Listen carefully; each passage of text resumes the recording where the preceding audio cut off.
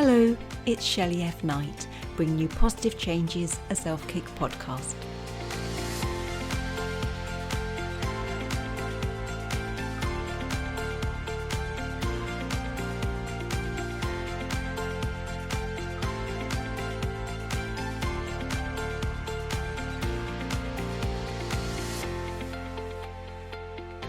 So today on the show, we're joined by Emma Nottage, and she's a primary school teacher and a private music tutor. So a big warm welcome to Emma. Thank you, Shelley. Thank you for the opportunity to be here. Bless you. Now, I think we're in for quite an emotional time today. Like when you reached out to me, you really got to my heartstrings. So please do share your journey with us. Okay, well, today, Shelley, I'm here to share my story about my journey through a condition that is quite unknown and sort of my triumph over that onwards. But the condition that we're going to talk about today is tokophobia, which is a chronic fear, like debilitating, morbid fear of pregnancy and childbirth. It actually comes from the Greek for child, toko, but it is specifically about pregnancy and particularly childbirth. But I'll just go sort of back to childhood, maybe to start with, for context. I grew up in a really lovely family, wonderful parents. I've got an older brother and sister. My brother's actually 13 years older than me, and my sister's 10 years older than me, but we are full siblings. And so I grew up sort of as the baby, as the younger one, and I was quite sheltered, but I had a great relationship with my family. And growing up, I had dolls and I used to play how you do with prams and things like that. But the whole concept of pregnancy and childbirth really, really scared me. And when I used to watch television programs, like in the soaps, whenever they had people giving birth, it was always very noisy and it's quite dramatic. And, that really triggered a response in me that was fear. And sort of all through childhood, teenage years, that was a really big feeling. And so much so that I always wanted to adopt children, because I thought I can't go through with having a baby, but I am somebody that loves children and has a real maternal sort of character. So it was that juxtaposition of really having a fear but wanting to be a mum. So I always wanted to adopt, and yeah, I can't. The actual fear was so debilitating. It would raise panic in me, and sort of going on to growing up and university time. I actually got my first boyfriend when I was at university. A lot of people would say, oh, that's quite late starter. But, I don't think we sort of should think like that, because we're all different. Yeah. But yeah, I had 2 relationships at university, but not to be too personal, but they weren't ever sort of going that far. Yeah. But probably partly because I had fear about being intimate. But then I met my now husband, and we got on really, really well, and we understood each other really, really well. We both actually share a Christian faith, so that's important to me. I'd become a Christian when I was 21, actually, when I was at university. But yeah, my husband had a Christian faith as well. And when we got married, it was wonderful, to have this almost fairy tale like every girl dreams of. But early married life was quite stressful, in as much that I freaked out so much about getting pregnant. I would, instantly think something had happened, and I almost couldn't breathe. I'd just be so scared. And for our early married life, we did actually use protection all the time because of my fear. And my husband is a lovely man, and he loves children as well. He's got that paternal instinct in him. And, I felt really bad for him. But I wasn't sort of forthcoming to, do that, to be a mum. And yeah, it was hard. But one day, and this was probably about 6 or 7 years into our marriage, I just had to open up about what a big thing this was for me. And it was kind of admitting it to myself, first of all. And then I shared it with my husband. And then I actually shared it with my parents. And that was like the first time that I'd actually voiced it to them. I mean, when I had been younger, when I was a teenager, my dad doesn't remember this now, but I remember when I was saying, oh, I can't do it, it's disgusting, it's horrible. I remember my dad saying to me back then, Emma, how can you say that? Because that's how humanity continues, that's how the human race carries on. But I remember thinking at that time, oh, he doesn't understand, he's a man, he doesn't have to go through this. Anyway, so going forward again to this point of realization and knowing I had to confront it. My husband realized how big an issue it was for me, and he started to see how adoption could be a way for us. And it had never been his ideal, but he came round to that. And we kind of had a plan then. But this is where, life is strange. Yeah. And we went to an adoption agency, and we were having a meeting with an adoption counsellor there. And the counsellor, it was a gentleman, he said a couple of things that pricked my sort of conscience. And the first one was, we like you to have stopped trying for a baby for about 6 months beforehand, because, it's to prove you're ready kind of thing. And so, I don't know, something clicked in me.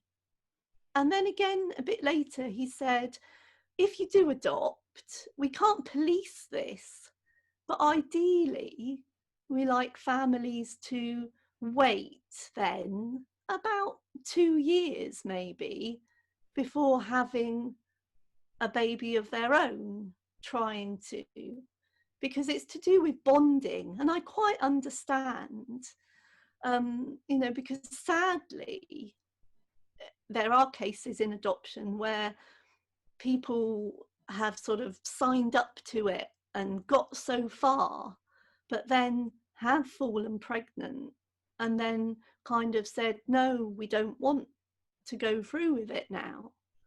But, you know, that has happened, and that is something. But I know that I would never do that just because I care about children so much. Yeah. But this alarm bell clicked in my head then. And it was like, but I want to try. And it was the first time that for me, although I loved children, I'd never got to that point of feeling I love it so much that I can conquer this fear. But suddenly I had that feeling. And this then started another journey onwards, which, first of all, my husband and I talked to some friends of ours, and they put us in touch with a Christian counselling couple, a man and his wife, to sort of talk things through with them, both of us. And we did that for a few weeks. The wife had actually been a midwife in Africa for many years, and she had wonderful stories about women who were able to sort of walk around in labour, because one of my things is I'd always as well had a fear of hospitals, anything medical. I'm still not good with needles, and all those sort of things had that similar panic in me. So one of the thoughts was, if you're in labour and you have to be constrained to being, you know, in bed and all of those sort of things, that was scary to me. But she was sort of saying, oh, it doesn't have to be like that. And another really useful thing that they did was they got my husband and I to interview our own families, like privately, about experiences of pregnancies and birth stories in our own families.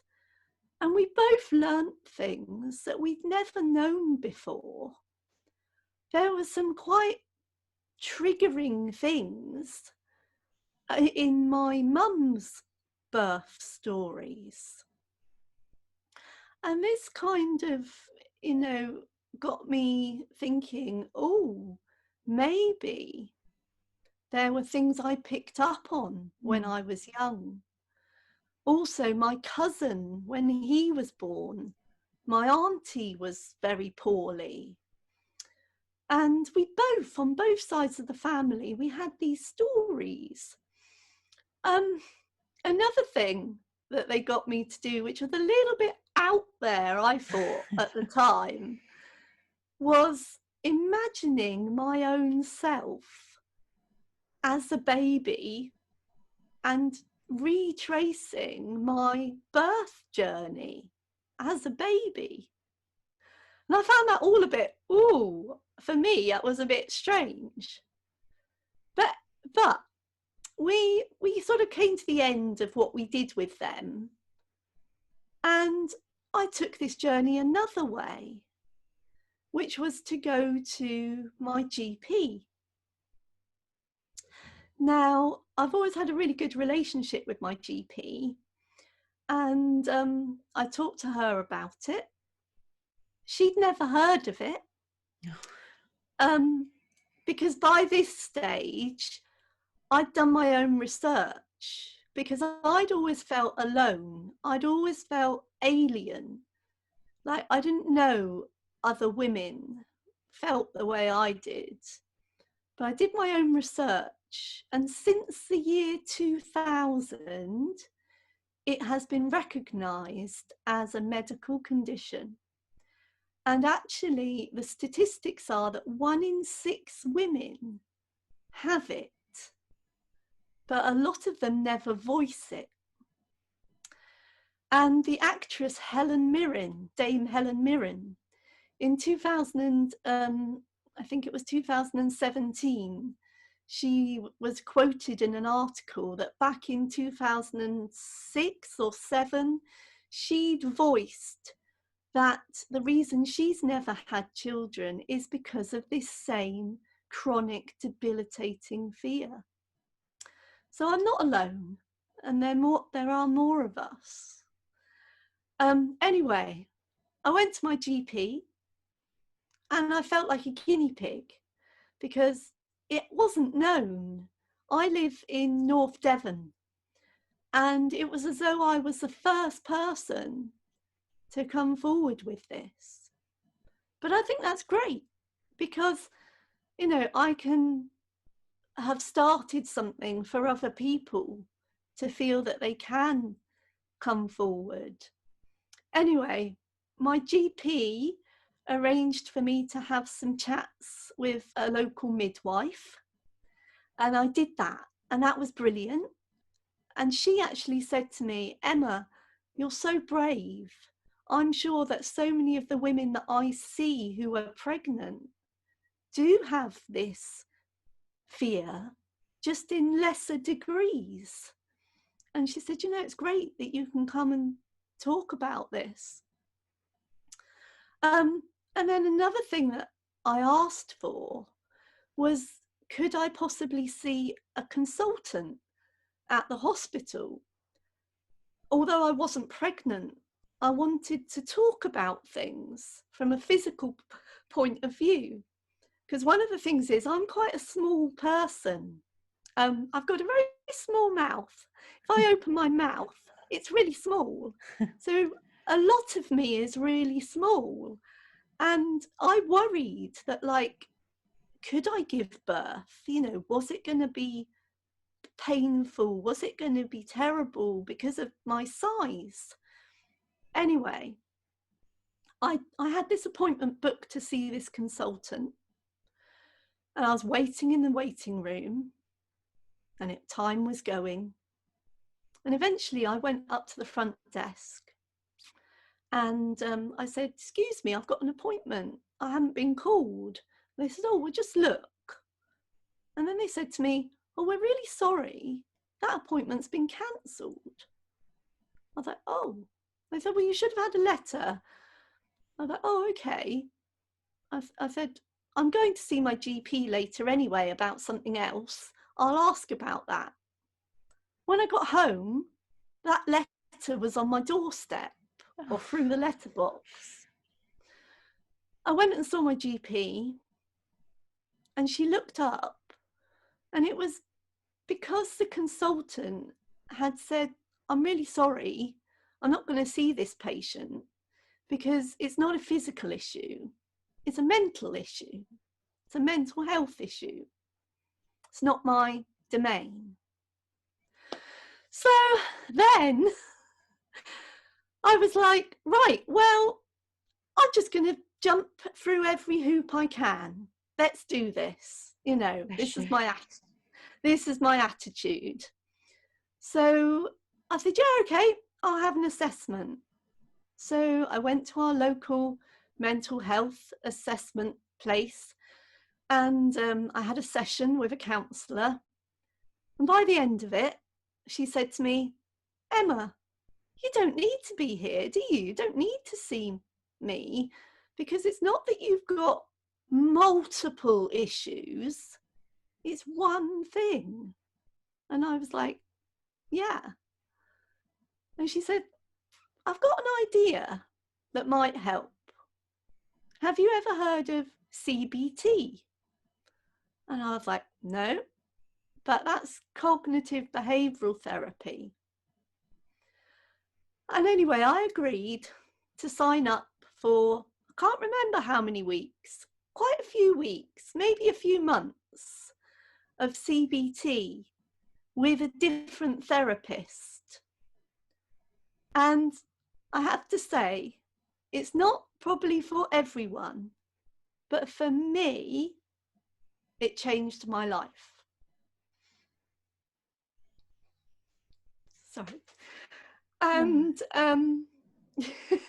I think you've done beautifully. I mean, people that okay. listen to the show will know that normally I just talk all the time and I'm just sitting here, and I think you're amazing because you've had so many positive changes throughout. You've tried so many things, and then you have this Yeah. glimmer of hope that you found something to help you. But I know your journey doesn't end there. But No. Are you happy for me to talk, or you can ask me a question if you want? I just needed a breath, because when I said it changed my life, I was like, oh, okay. Yeah, but that's why Um, I was so honoured to have you here today, because it is an emotional story. And I know your ending, but it's just like when you're sharing just how much you've tried, I just think you're going to help so many people, but I know it's not easy to tell. But I love the no, fact but that, you know, you've tried the counselling and she was like a midwife. I don't love the consultant. He sounds like a pig. But, you know, you've tried so many things. And like, you know, when we have these phobias, they are debilitating. And I just think it's a fascinating story, because like when you say you spoke to your parents, it's like, did you have a traumatic birth? So I love the fact you did like regression to find out if you had a traumatic birth or how were you as a child and things like that. And it's just been such a journey. And I get that it is really emotional. While you're probably used to telling your story to help others, we all have those moments where we're being authentic, where we're yeah. just like, whew. So bless you. No, I just think it's amazing what you're sharing today, because it is a journey and you've just tried so many things. And obviously CBT was something that was, you know, a real turning point in your life. Yeah, so CBT was life-changing for me. It involved sort of two main bits of it, really. The first thing was exposure therapy. And the second part was just about learning to change my negative, irrational thoughts into positive and rational thoughts. I was also doing some of my own self-help online with this. I found a really good Australian-based website and its follow-up, and it was all about you know, mindset, and particularly about retraining your thoughts. And something that I got from that, which I carry forward to this day, is warpy thoughts. It's when you think something that isn't true, and it's an irrational thought. It might be that you're magnifying something, or that you're minimizing something. You know, there's those two extremes. For me, it's normally the magnification, the worrying about things before they happen type of thing. And my husband recognizes this in me and is able to help me with this along the way. And, you know, there's still times that even now, I'm in a totally different place to where I was, you know, those years ago. But you still have to catch a thought sometimes and think, is that rational, or is that a warpy thought? So yeah, you know, as I find that really valuable. And that was part of what my CBT was about as well. It was about rationalizing those fears. But exposure therapy was interesting, because I mentioned to you earlier that, you know, I've always had a fear of, well, anything bodily, really. I always used to say, I just want to know with skin and bone. I don't want to know any of the inside out workings, or no, because it makes me feel sick. It makes me get that head rush. I've never fainted, but I've come close to it. Anyway, exposure therapy starts from sort of little things up to big things. So for me, it was like being able to look at a picture of a needle, being able to look in biological books. And the biggest hurdle, my aim, my goal, big goal, was to be able to watch an episode of One Born every minute without leaving the room, without having to pause it. And I got there and felt really good about it and was able to keep doing it. And I went on, sort of challenged myself. I watched an American version, I think it's called Maternity Ward, and it's even more graphic and quite often triggering and emotional and sad. But I did it, and I got to the point where I just realised that debilitating, emotional, morbid fear had gone. I don't now have that, oh, I can't do this, I can't do this. I got to a point where I could do it. So my journey continues, and my husband and I obviously were really pleased and excited and happy that this had happened, and we began to start to try to have a family. You know, I had my therapy when I was 36. I'm 43 now, just so you know. I don't mind sharing. So we were trying for a baby in my mid-30s upwards, and we hit a roadblock. We fell into 10% of unexplained infertility, and we saw consultants, both again went through so many tests, couldn't find anything particularly wrong with either of us. It's just something didn't marry up. The only thing they found was that I had a slightly underactive thyroid, and not like it's underactive that it would affect daily life, but apparently in recent years they found that slightly underactive thyroid can have fertility issues. So I actually started taking levothyroxine, which is a drug to help you with your thyroid levels. Because we were trying for a baby for a long time, and for us, for different reasons, lots of different reasons, IVF is just off the table. We decided for emotional reasons and partly for faith reasons that we just weren't going to do that. So we were relying on natural conception. And anyway, after taking levothyroxine for a while, I finally became pregnant. This was back in 2017.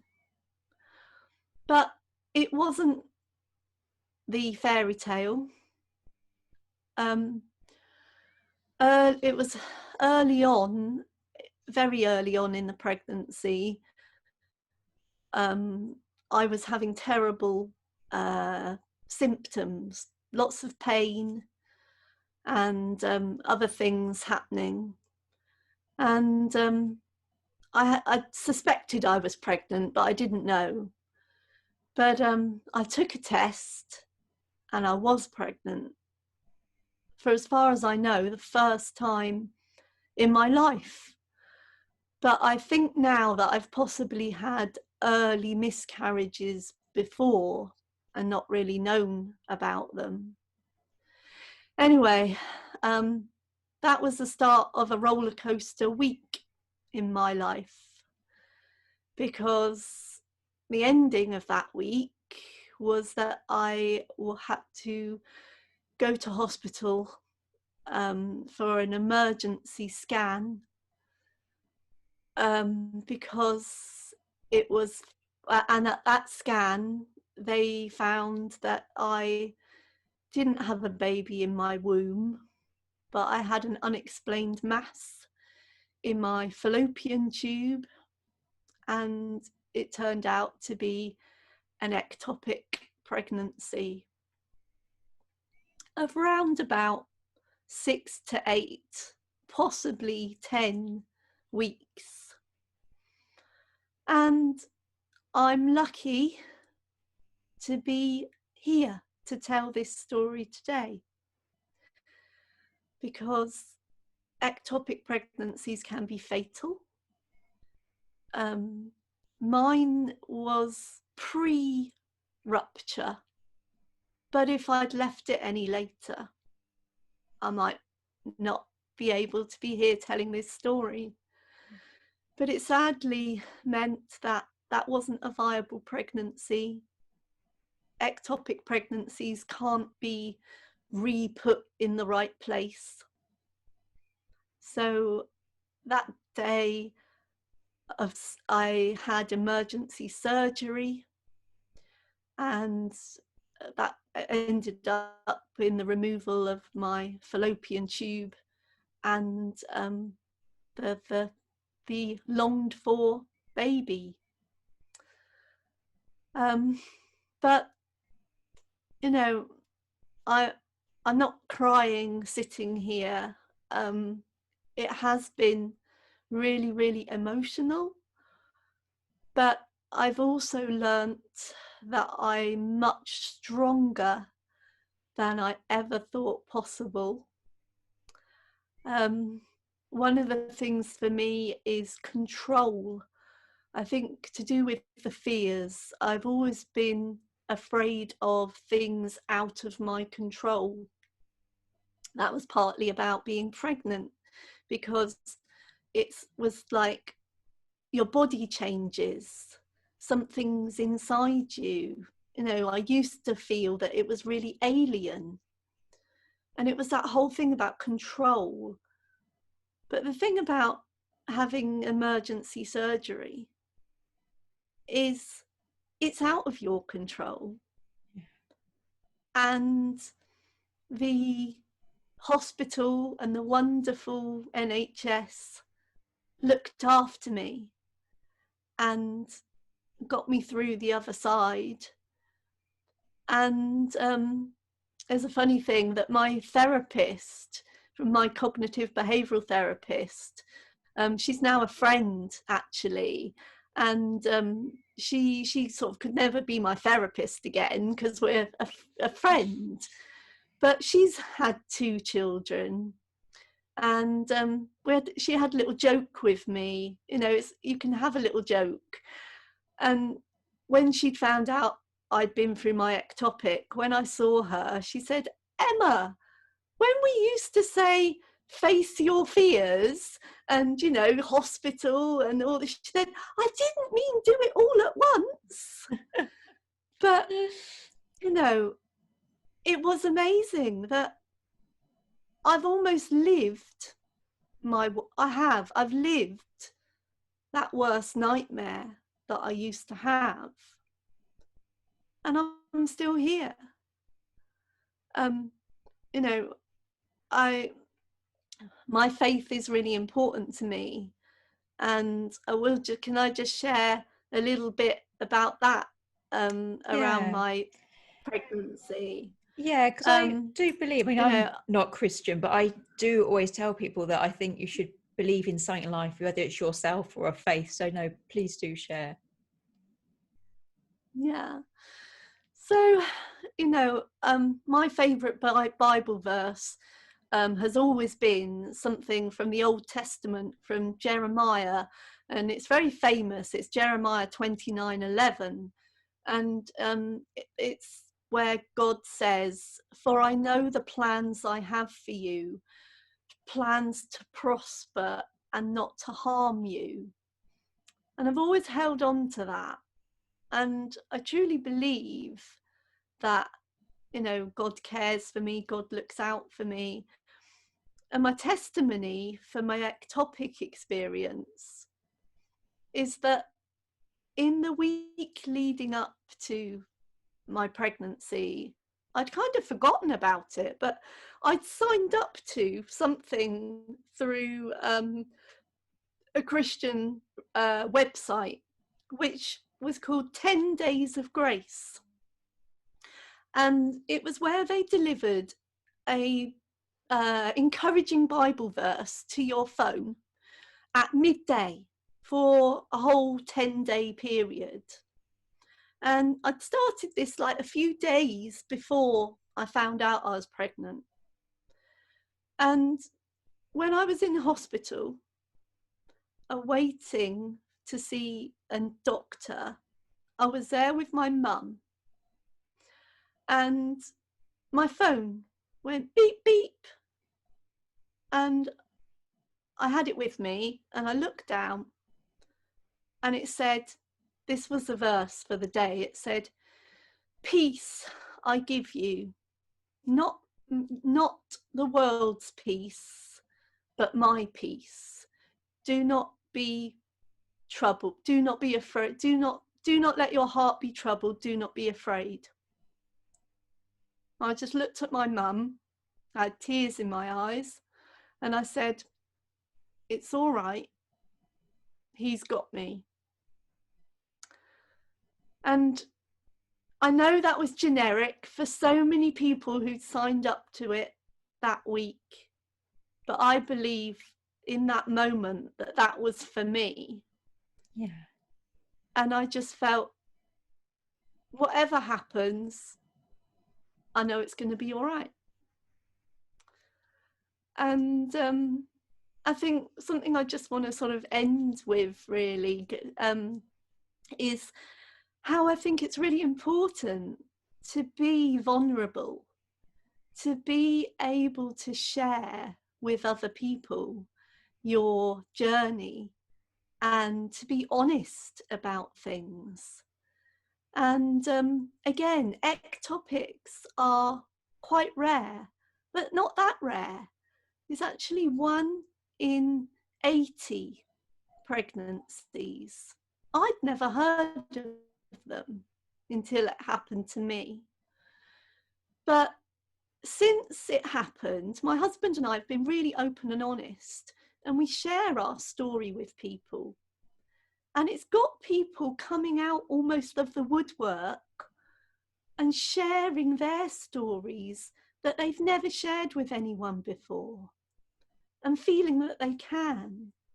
One of the sort of funnier things that I found was, because we were quite open about this in our church, the knock-on effect for me was that some of the older gentlemen in our church would come and talk to me about some of their health ailments and some of their almost deep-seated worries and things. And just that whole thing about how we can be there for each other is amazing.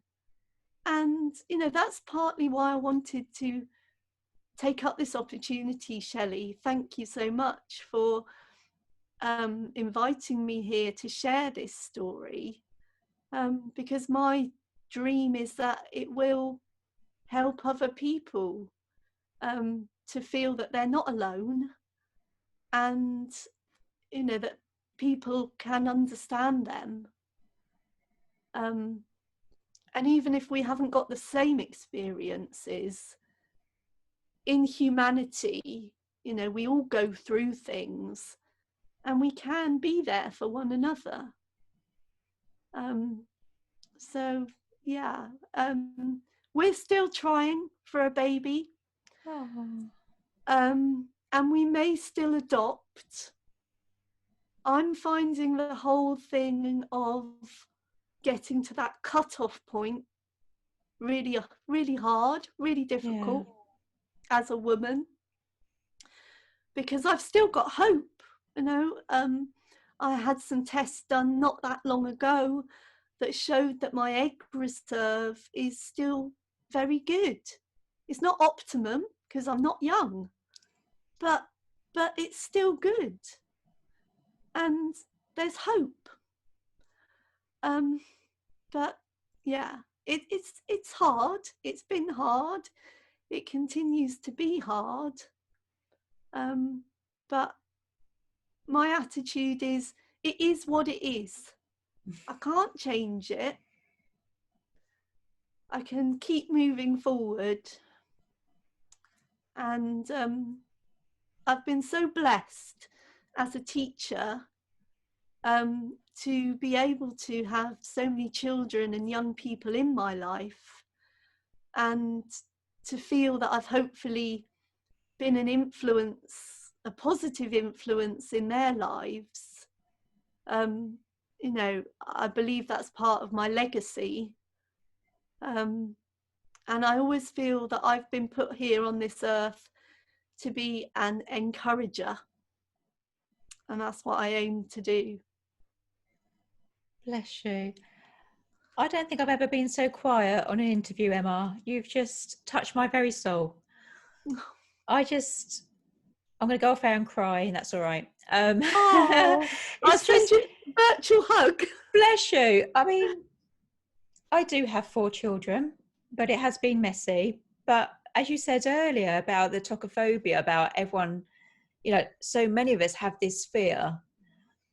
You know, even the people that are pregnant, they fear the labour. But I just think people aren't speaking about it. And bless you, your story, your journey, your sacred life is just so multifaceted, that you've got the tokophobia, the ectopic.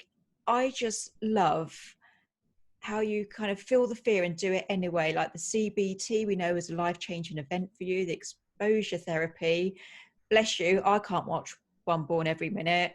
You know, the warpy thoughts, to then finally be blessed and fall pregnant, for it not to be like that. The fact you're still trying, your unwavering faith, you're just going to help so many people. But I honestly, the word thank you doesn't begin to cover what I want to say to you, but just your courage. I mean, normally we have people on and they tell their story and then they live happily ever after, and I truly hope you do. But you've joined us in the midst of your journey, hopefully towards the end of your happy ending, and you're just your authenticity, your courage. I just love you from the very bottom of my heart. Thank you so much.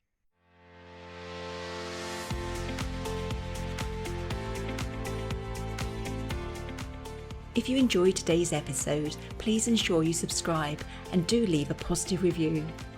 If you would like to create your own positive changes, head on over to shelleyfknight.com and you can buy yourself a copy of Positive Changes, a self-cookbook.